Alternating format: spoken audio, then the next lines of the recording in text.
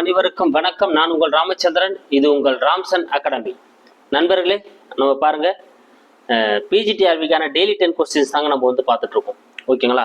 So அது பிரகாரம் நம்ம இப்போ சைக்காலஜியில் இன்னைக்கான கேள்வி தான் நம்ம வந்து பார்க்க போகிறோம். ஸோ வாங்க வீடியோக்குள்ளே போகலாம். அதுக்கு முன்னால் நம்ம சேனலுக்கான புதுசாக வந்தால் நம்ம சேனலையும் சப்ஸ்கிரைப் பண்ணிக்கோங்க. கூட பக்கத்தில் இருக்கிற பெல் பட்டனை கிளிக் பண்ணி நோட்டிஃபிகேஷன் ஆல் அப்படின்றதையும் கொடுத்துங்க. அப்போ தான் நம்ம போகிற வீடியோஸ் உடனடியாக உங்களுக்கு வந்துட்டு இருக்கும். இந்த வீடியோவில் நம்ம பார்க்க போகிறது வந்து பார்த்தீங்கன்னா, ஃபர்ஸ்ட் முன்னாள் நம்ம லாஸ்ட் வீடியோவில் போட்டிருந்தோம். அந்த கேள்விக்கான ஆன்சரை பார்த்துட்டு வந்துடலாம் பாருங்க. தேசிய ஒருமைப்பாட்டை தேசத்தின் எதிர்கால நம்பிக்கை என கூறிய குழு எது?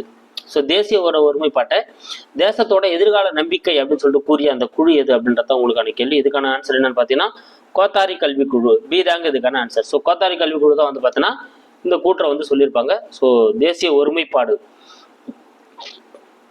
நம்ம தேசிய ஒருமைப்பாடு அப்படின்னு நம்ம சிலபஸ்ல இருக்க உங்களுக்கு தெரியும், நேஷனல் இன்டகிரேஷன் அப்படின்னு சொல்லுவாங்க. ஸோ அது ரொம்ப முக்கியமானது வந்து பார்த்தீங்கன்னா, நம்ம தேசத்தோட எதிர்கால நம்பிக்கை அதான் சொன்னது கோத்தாரி கல்விக்குழு. ஓகேங்களா? சரிங்க, நம்ம ஏற்கனவே இப்போ யூனிட் 2 தான் ஸ்டார்ட் பண்ணி போயிட்டு இருக்கோம். உங்களுக்கு நல்லாவே தெரியும்.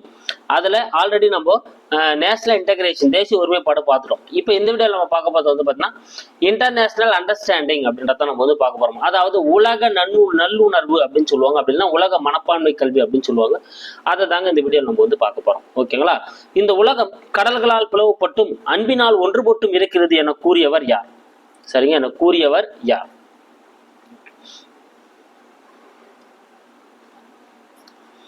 சூப்பர். யாருங்க?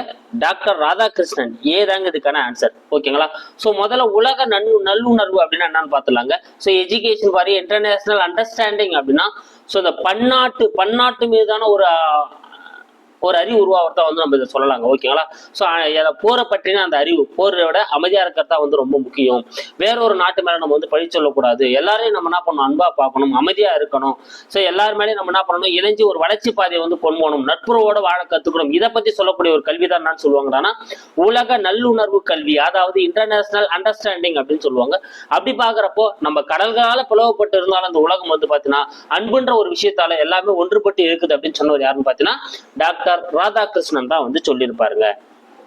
அடுத்து இரண்டாவது கேள்வி பார்க்கலாம் பாருங்க. உலக நல்லுணர்வு மற்றும் உலக மனப்பான்மைக்காக பெரிதும் பாடுபடும் அமைப்பு எது? ஸோ உலகத்தோட நல்லுணர்வுக்காகவும் உலகத்தோட அந்த உலக மனப்பான்மையை வந்து கரெக்டா மெயின்டைன் பண்ணணும் அப்படின்றதுக்காகவும் பாடுபடக்கூடிய அந்த அமைப்பு எது அப்படின்றத உங்களுக்கான கேள்வி. எதுன்னு பார்த்தீங்கன்னா யுனெஸ்கோ. ஓகேங்களா? ஸோ சி தாங்க இதுக்கான ஆன்சர். யுனெஸ்கோ அமைப்பு தான் வந்து பார்த்தீங்கன்னா அதுக்காக பாடப்படக்கூடிய ஒரு அமைப்பா வந்து இருக்குதுங்க. ஸோ இன்டர்நேஷனல் அண்டர்ஸ்டாண்டிங், உலகத்துல ஒரு நல்லுணர்வு ஏற்படுறதுக்காக பாடப்படக்கூடிய ஒரு அமைப்பா வந்து யுனெஸ்கோ நிறுவனம் வந்து காணப்படுது. அடுத்த கொஸ்டின், யுனெஸ்கோ என்பதன் விரிவாக்கம் யாது? யுனெஸ்கோ என்பதன் விரிவாக்கம் யாது? ரொம்ப ரொம்ப முக்கியமான ஒரு கேள்விங்க. ஓகேங்களா? யுனெஸ்கோ என்பதோட விரிவாக்கம் என்னதுங்க? த United educational scientific and cultural organisation. ஓகேங்களா? எங்க இருக்கு பாருங்க, சூப்பர், ஏல இருக்கு பாருங்க. த United educational scientific and cultural organisation, பன்னாட்டு கல்வி மற்றும் அறிவியல் பண்பாட்டு வளர்ச்சி கழகம் அப்படின்றது சொல்லுவாங்க.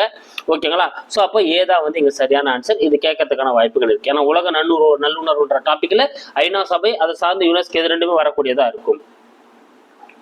நான்காவது கேள்வி, உலக ஒற்றுமைக்காக பல்வேறு நாடுகள் சார்ந்த மாணவர்களை கொண்ட பள்ளியை சுவிட்சர்லாந்தில் வோல்டன் வாட் என்னும் இடத்தில் துவக்கியவர் யார்?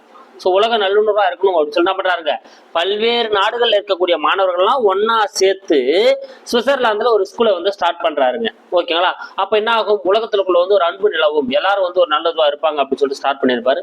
ஸோ அப்படி உலக நல்லுணர்வுக்காக ஸ்டார்ட் பண்ணவர் யார் அப்படின்னு வந்து பாத்தீங்கன்னா பால்கிஷப். யாருங்க? பால்கிஷப் அப்படின்றவர் தான் வந்து ஸ்டார்ட் பண்ணியிருப்பாருங்க. ஓகேங்களா? ஸோ அப்போ உலக நல்லுணர்வுக்காக என்ன பண்ணிருப்பாங்க, எல்லாரும் ஒன்று சேர்த்து பால் கொடுத்துருப்பாங்க அப்படின்னு ஆக வச்சுக்கோங்க. பால்கிஷப் அப்படின்றதா வந்து இதுக்கான ஆன்சர். அடுத்த ஐந்தாவது கேள்வி, அனைத்து நாடுகளும் உலக மனப்பான்மையை கல்வியின் மூலம் பெற வேண்டும் என கூறியவர். ரொம்ப முக்கியங்க. அனைத்து நாடுகளுமே வந்து பாத்தீங்கன்னா ஒரு உலக நல்லுணர்வு வந்து ஏற்படணும் அப்படின்னா அது எது மூலமா தான் சாத்தியம்? கல்வின்ற ஒரு விஷயம் மூலமா தான் அது வந்து சாத்தியம். கல்வியின் மூலமா தான் வந்து அது ஏற்படுத்த முடியும் அப்படின்னு கூறியவர் யார்? சூப்பர். இதுக்கான ஆன்சர் யாருங்க? மேயர். டி தாங்க இதுக்கான ஆன்சர். மேயர் அப்படின்றவர் தான் வந்து இந்த கூற்றை சொல்லியிருப்பாங்க. ஸோ கல்வியால் தான் வந்து உலக மனப்பான்மை, உலக நல்லுணர்வை வந்து என்ன பண்ண முடியும், ஏற்படுத்த முடியும் அப்படின்னு சொல்லிட்டு மேயர் அப்படின்றவர் தான் வந்து சொல்லியிருப்பாரு. ஓகேங்களா? உலக மனப்பான்மைக்காக ஐநா வெளியிடும் பத்திரிகை யாது? ஸோ உலகத்தை வந்து ஒரு நல்லுணர்வை மேம்படுத்தணும், உலகத்துல வந்து எல்லாருக்கும் நல்ல மனப்பான்மையை ஏற்படுத்தணும் அப்படின்றதுக்காக ஐநா சபை வந்து ஒரு பத்திரிகை வந்து வெளியிடுறாங்க. அப்படி வெளியிடக்கூடிய பத்திரிகையின் பெயர் என்னன்னு பார்த்தீங்கன்னா யுனெஸ்கோ கொரியர். பி தாங்க இதுக்கான ஆன்சர். யுனெஸ்கோ கொரியர் அப்படின்ற பத்திரிகையை தான் வந்து யார் வெளியிடுறாங்க? ஐநா சபை வந்து வெளியிடுறாங்க. எதுக்காக? இன்டர்நேஷனல் அண்டர்ஸ்டாண்டிங், அதாவது உலக நல்லுணர்வுக்காக என்ன பண்ணப்படுது? வெளியிடப்படுது. அடுத்து 7வது கேள்வி பாருங்க. உலக நல்லுணர்வுக்கு பள்ளி மாணவர்களிடையே கற்பிக்க வேண்டிய பாடங்களில் பொருந்தாதது எது? ஸோ நீ உலக நல்லுணர்வை ஏற்படுத்தணும் அப்படின்னா ஸோ என்ன பண்ணுங்க, தனி மனிதனுக்கான அந்த எண்ணங்கள் வந்து ஒரு மாற்றப்படணும். ஸோ அதே போல வந்து ஒரு தேச மனப்பான்மை வந்து குறிச்சு உலகெல்லாம் ஒரே மனிதர்கள் தான், எல்லாருமே ஒரே மனித கொண்டவர்கள் தான் அப்படின்னு சொல்லிட்டு மனநிலைக்கு வந்து வரணும். அப்படி பாக்குறப்போ அந்த உலக நல்லுணர்வை ஏற்படுத்தணும் அப்படின்னா பள்ளியில சில பாடங்களை வந்து என்ன பண்ணி ஆகணும், கற்பிக்க வேண்டிய கட்டாயத்தில் இருக்காங்க. அதுல என்னென்ன பாடங்கள் வரும் அப்படின்னு பார்த்தீங்கன்னா இலக்கியம், மொழிக்கல்வி, அறிவியல், வரலாறு, புவியியல், குடிமியல், இதெல்லாம் வருங்க. ஓகேங்களா? அப்ப இங்க பாத்தீங்கன்னா இலக்கியம் வந்திருக்கு, வரலாறு வந்திருக்கு, குடிமியல் வந்திருக்கு, உடற்கல்வி வரல. அப்ப டி தான் அங்க பொருந்தாது. டி தான் இதுக்கான ஆன்சர். வேற என்னன்னா வரணுங்க? இலக்கியம், மொழிக்கல்வி, அறிவியல், வரலாறு, புவியியல், குடிமியல், இது எல்லாமே வந்து பாத்தீங்கன்னா இந்த உலக நல்லுணர்வுக்கான அந்த எண்ணத்தை வந்து மாணவர்களிடையே ஏற்படுத்தக்கூடிய ஒரு பாடங்கள். ஓகேங்களா? அது முக்கியமா அந்த குடிமியல் பாடம் வந்து பாத்தீங்கன்னா 1986 அந்த கல்விக் கொள்கைக்கு அப்புறம் தான் வந்து என்ன பண்ண இருப்பாங்க, பள்ளியில வந்து கற்பிக்க ஸ்டார்ட் பண்ணியிருப்பாங்க. ஓகேங்களா? அடுத்து பார்க்கலாம் பாருங்க. இது ரொம்ப முக்கியம். எது நல்லது எது கெட்டது என வாழ்நாளெல்லாம் தேடுகின்ற முயற்சி என்பது டேஷ். ஸோ எது நல்லது எது கெட்டதுன்னு வாழ்நாள் முழுவதும் அவன் தேடக்கூடிய அந்த முயற்சியை தான் வந்து நம்ம டேஷ் அப்படின்னு சொல்லுவோம். சூப்பர். இதுக்கான ஆன்சர் என்னன்னு பாத்தீங்கன்னா மதிப்புணர்வு கல்வி. சீதாங்க இதுக்கான ஆன்சர். ஸோ நம்மளுக்கு சிலபஸ்ல கொடுத்துருப்பாங்க வேல்யூ எஜுகேஷன். ஓகேங்களா? So value education in action அப்படின்னு சொல்லிட்டு நம்ம இருப்பாங்க. நம்ம சிலபஸ்ல வந்து தெளிவாக கொடுத்துருப்பாங்க. அதான் மதிப்புணர்வு கல்வி அல்லது விழும கல்வி அப்படின்னு அது சொல்லுவாங்க. ஓகேங்களா? அப்ப சிலபஸ்ல அடுத்த டாபிக் நம்ம ஸ்டார்ட் பண்ணிருக்கோம்.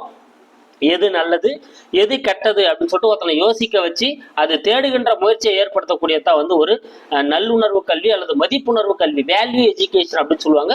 இது தனி பீரியடே வந்து என்ன பண்ணியிருந்தாங்க அப்படிலாம் கொடுத்துருந்தாங்க, இப்பதான் வந்து இல்லை. ஓகேங்களா? அப்ப சீதா வந்து இதுக்கான ஆன்சர்.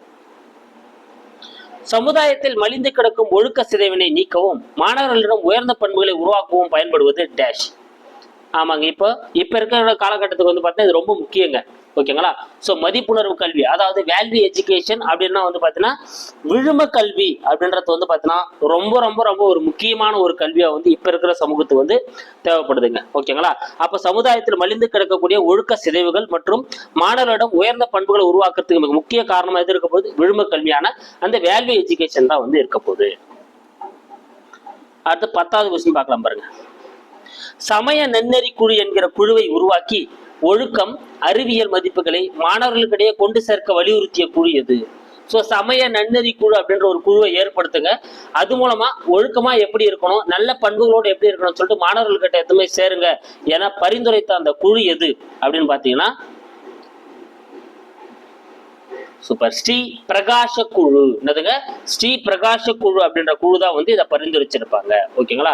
ஸோ மாணவருடைய நன்னெறி குழு வந்து ஏற்படுத்தி அது மூலமா மாணவர்கிட்ட வந்து ஒரு நல்ல பண்புகளை வந்து வளர்த்தெடுக்கணும்னு சொல்லிட்டு ஸ்ரீ பிரகாஷ குழு தான் வந்து பரிந்துரைச்சிருக்கும். ஸோ இந்த 10 கேள்வி ஒரு ரிவிஷன் கொடுத்துறேன் பாருங்க உங்களுக்கு வேகமா. ஸோ உலகம் வந்து கடல்களால் வேறுபட்டிருந்தாலும் அன்பினால் ஒன்றுபட்டிருக்குன்னு சொன்னவர் டாக்டர் ராதாகிருஷ்ணன். உலக நல்லுணர்வை வந்து அப்படியே மெயின்டைன் பண்றதுக்காக பாடுபடக்கூடிய அமைப்பு யுனெஸ்கோ. யுனெஸ்கோ அப்படின்றதோட விரிவாக்கம் த United educational scientific and cultural organisation. உலக ஒற்றுமைக்காக பல்வேறு நாடுகள் சார்ந்த மாணவர்களை கொண்ட பள்ளி சுவிட்சர்லாந்துல ஆரம்பிச்சவர் வந்து பார்த்தீங்கன்னா பால் கிஷப். அனைத்து நாடுகளும் உலக மனப்பான்மையை கல்வியின் மூலம் பெற வேண்டும் என கூறியவர் யாருன்னு பார்த்தீங்கன்னா மேயர். ஓகேங்களா? உலக மனப்பான்மைக்காக ஐநா வெளியிடும் பத்திரிகை வந்து பார்த்தீங்கன்னா யுனெஸ்கோ கொரியர். உலக நல்லுணர்வு பள்ளி மாணவர்களுடைய கற்பிக்க வேண்டிய பாடங்களில் பொருந்தாது உடற்கல்வி. எது நல்லது எது கெட்டதுன்னு சொல்லிட்டு ஒருத்தர் சிந்திக்க வச்சு படிக்க வைக்கிறது வந்து பாத்தீங்கன்னா வேல்யூ எஜுகேஷன் அதாவது மதிப்புணர்வு கல்வி. சமுதாயத்தில் மலிந்து கிடக்கக்கூடிய ஒழுக்க சிதைவினை நீக்கவும் மாணவர்களுடைய உயர்ந்த பண்புகளை உருவாக்கவும் பயன்படுவது விழும கல்வி அதாவது மதிப்புணர்வு கல்வி, வேல்யூ எஜுகேஷன் ரெண்டுமே ஒண்ணுதாங்க. அடுத்து சமய நன்னெறி குழு என்கிற குழுவை உருவாக்கி ஒழுக்கம், அறிவியல், மதிப்புகளை மாணவர்களிடையே கொண்டு சேர்க்க வலியுறுத்திய குழு வந்து பாத்தீங்கன்னா ஸ்ரீ பிரகாச குழு. அடுத்து மதிப்போடு, உங்களுக்கான இந்த வீடியோக்கான கேள்விங்க, மதிப்போடு கூடிய பள்ளி கல்வி என்னும் நூலை எழுதியவர் யார்? என்னதுங்க? மதிப்போடு கூடிய பள்ளி கல்வி என்னும் நூலை எழுதியவர் யார்? 4 ஆப்ஷன்ஸ் இருக்கு பாருங்க. இதுக்கான ஆன்சர் என்ன வரும் அப்படின்றத கமெண்ட்ல சொல்லுங்க. இல்ல நெக்ஸ்ட் வீடியோ வெயிட் பண்ணுங்க, அதை நான் உங்களுக்கு இதுக்கான எக்ஸ்பிளேஷன் கொடுத்துறேன். So thank you guys. அடுத்த வீடியோ நான் உங்களை சந்திக்கிறேன். நம்ம சேனலுக்கு யாராவது புதுசாக வந்தா நம்ம சேனலை சப்ஸ்கிரைப் பண்ணுங்க, லைக் பண்ணுங்க, ஷேர் பண்ணுங்க, கூட பெல் பட்டனையும் கிளிக் பண்ணிக்கோங்க.